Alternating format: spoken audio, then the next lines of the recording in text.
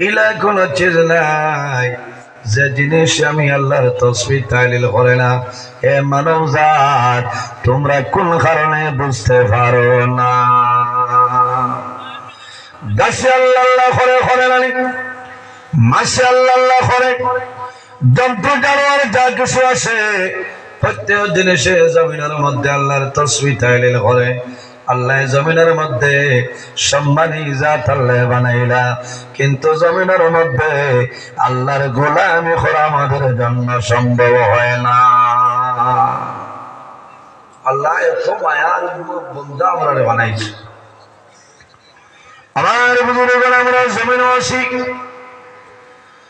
এই জমিন আমরা স্থায়ী নাই, স্থায়ী নেই মাথুন না।